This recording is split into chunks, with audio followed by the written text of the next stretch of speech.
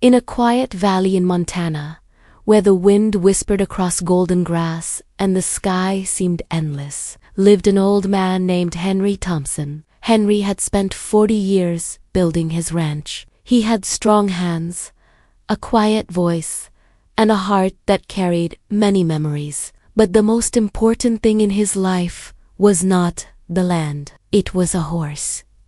The horse was named Blue. Blue was not just an animal. He was the last gift from Henry's wife before she passed away. Every morning, Henry would feed him. Every evening, he would stand beside him, gently brushing his coat, as if time could slow down just a little longer. Every night, before going to bed, Henry checked the stable door. The wood was old, but the latch was new, sheeny, strong, and secure. He trusted that latch. One evening in October, Henry received a phone call.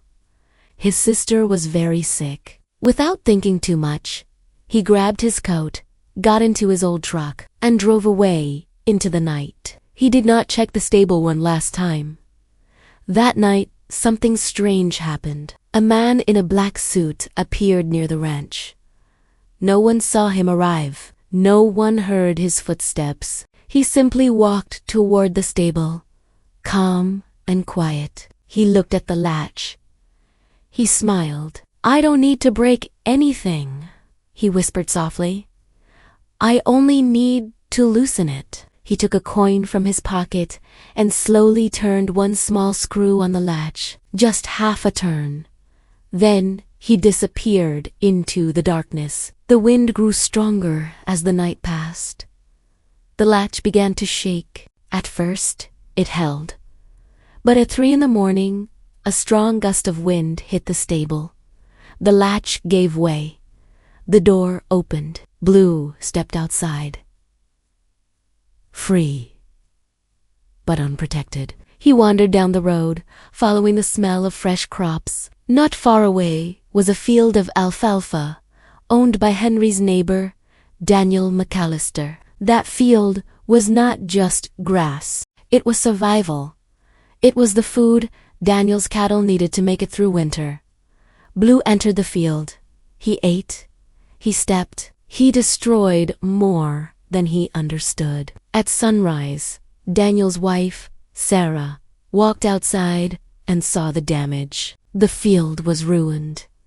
She called her husband in panic. Daniel stood there, silent. His face changed. The dry summer had already made things hard. The bank was waiting for payments. His daughter needed money for school. His cattle needed that field. And now, it was gone. He looked at Blue, then he walked back to the house. He returned with a rifle. "Wait," Sarah said, grabbing his arm. "Let's talk to Henry." "He's not here," Daniel replied coldly, "and my cattle won't survive." A conversation. He walked into the field. Blue looked up, calm and unaware. The shot echoed across the valley. Blue fell. Silence followed. The wind carried it far. The next day, Henry returned home. He went straight to the stable. It was empty. His heart dropped. He searched everywhere until he found Blue lying in the neighbor's field, covered with a cloth. Henry stood there, frozen. His world ended again. He did not cry. He did not speak. He turned around and walked home. Inside, he opened an old cabinet and took out a rifle that once belonged to his father. He cleaned it slowly, carefully. Then he drove to Daniel's house. Sarah was outside, hanging laundry. She saw Henry's truck. She tried to speak, but she never got the chance. A gunshot. She fell. Daniel ran outside, screaming.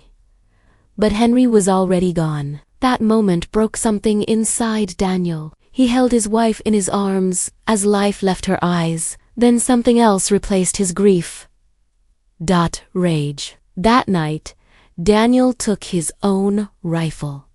He drove to Henry's ranch. The valley heard 2 gunshots. And then, nothing. The next morning, the sheriff found Henry dead on his porch. Daniel was gone. But the story did not end there. Henry had a son. His name was Ethan. He lived far away, working as a programmer in a big city. When he heard the news, he returned home immediately. He stood in the empty stable. He saw the broken latch. He saw the missing horse. And he felt something burning inside him. Not sadness. He drove to Daniel's house. It was empty. No people. No answers.